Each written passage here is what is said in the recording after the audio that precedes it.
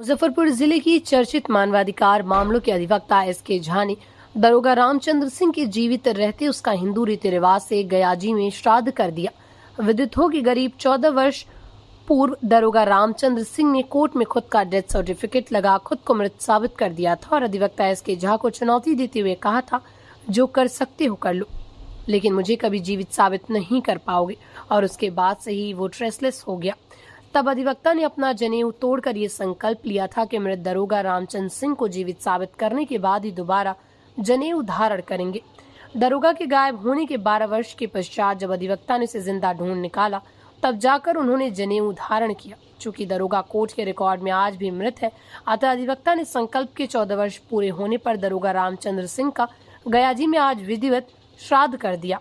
विदित हो कि ये श्राद्ध कर्म आज गयाजी में विधिवत संपन्न हुआ, जहां पर मृत आत्मा की शांति हेतु पिंडदान भी किया गया और ब्राह्मणों को भोजन भी कराया गया। अधिवक्ता श्री झा ने कहा, ये श्राद्ध से अधिक वर्तमान प्रशासनिक व न्यायिक व्यवस्था पर प्रहार है, जिसमें एक निर्दोष को पुलिस पदाधिकारी के गलत अनुसंधान का खामियाजा सालों जेल में बिताकर चुकाना पड़ता है और गलत अनुसंधान करने वाला दरोगा जीवित रहते हुए न्यायालय को खुद की मृत्यु की सूचना दे देता है और उसके विभाग को सारी जानकारी देने पर भी विभाग उस पर कोई कार्रवाई नहीं करता, न ही न्यायालय उसे कोई सजा फरमाता है। अब शायद ये श्राद्ध ही ऐसा प्रशासनिक व न्यायिक व्यवस्था को सचेत कर सकता है। विदित हो कि वर्ष 2012 में मुजफ्फरपुर जिले के अय्यापुर थाना क्षेत्र के नेवरी गांव निवासी अनंतराम, जो कि सरकारी विद्यालय में शिक्षक थे, उन्हें झूठे रेप केस में फंसा दिया गया। उस केस की जांच पदाधिकारी रामचंद्र सिंह को नियुक्त की गई। रामचंद्र सिंह ने मामले में गलत अनुसंधान करते हुए शिक्षक अनंतराम को पकड़कर जेल भेज दिया और उसके विरुद्ध चार्जशीट दाखिल कर दी। अदालत में अनंतराम का ट्रायल शुरू हुआ। ट्रायल के दौरान ही मुकदमे की सच्चाई सामने आ गई और रामचंद्र सिंह का झूठ सामने आ गया। तब कोर्ट ने दरोगा रामचंद्र सिंह को गवाही के लिए कोर्ट में बुलाया। रामचंद्र सिंह को पता चल गया कि कोर्ट में उसकी पोल खुल जाएगी। तब दरोगा रामचंद्र सिंह ने एसएसपी मुजफ्फरपुर के माध्यम से अपनी पत्नी की मदद से कोर्ट में अपना डेथ सर्टिफिकेट जमा करा दिया, जिसमें रामचंद्र सिंह की मृत्यु तिथि 15 दिसंबर 2009 लिखा हुआ था, जबकि रामचंद्र सिंह द्वारा इस कांड का अनुसंधान 2012 में किया गया।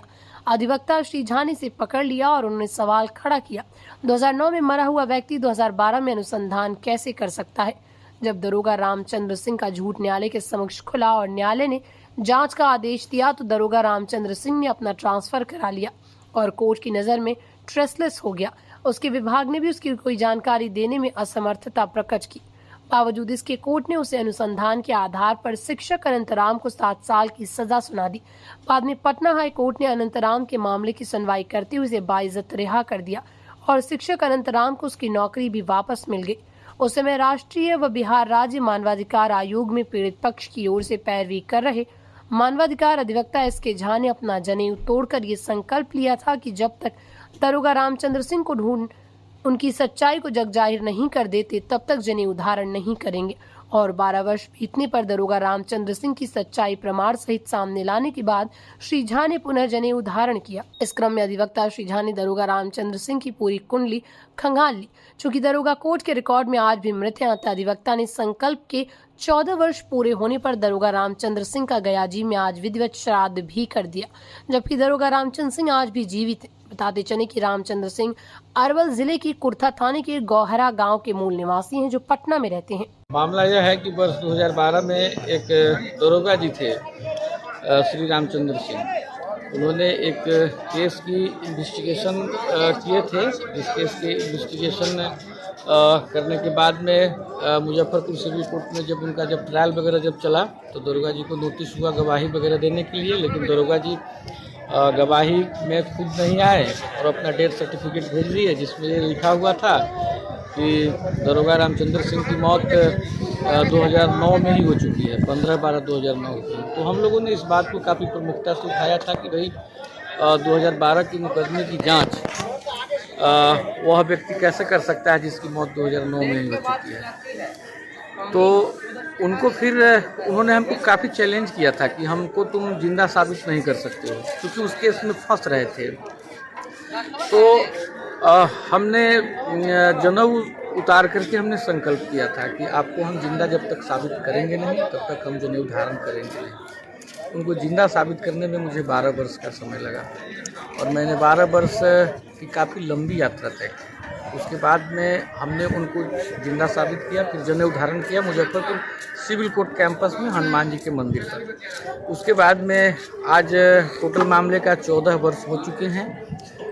चूँकि दरोगा जी जिंदा हैं, लेकिन उन्होंने खुद को माना है कोर्ट में सर्टिफिकेट दे करके कि उनकी डेथ हो चुकी है। तो इसके लिए आज हमने उनका विधिवत श्राद्ध कर्म कर दिया है गया जी में।